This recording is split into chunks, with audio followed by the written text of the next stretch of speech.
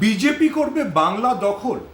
যারা বাংলাকে বাঙ্গাল বলে, যাদের সর্বোচ্চ নেতা ঋষি বঙ্কিমচন্দ্রকে বঙ্কিম দা বলেন, যাদের অমিত শাহর মিছিল থেকে বিদ্যাসাগরের মূর্তি ভাঙা হয়, যাদের নেতারা জানেন না রবীন্দ্রনাথ কোথায় জন্মেছেন, যারা রামমোহনকে ব্রিটিশদের দালাল বলেন, তারা করবে বাংলা জয়। বাংলা জয় করা অত সহজ নয়।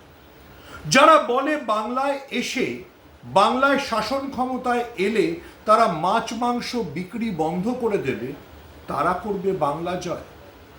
ভুলে যাবেন না, এই মাটি রবীন্দ্রনাথ, নজরুল, রামকৃষ্ণ বিবেকানন্দ, রোকেয়ার মাটি।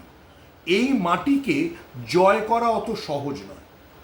বিজেপি যতবার চেষ্টা করবে ততবার প্রত্যাখ্যাত হয়ে ফিরে যাবে, আর মমতা বন্দ্যোপাধ্যায় ততবার জিতবেন। এই যে সবাই বলছেন না যে মমতা বন্দ্যোপাধ্যায় বারবার মহিষাসুর মর্দিনীর চেহারায় মোদি শাহকে ফেরত পাঠাবেন, সেটা সত্যি। বাংলার মানুষ সেটা বারবার প্রমাণ করেছে।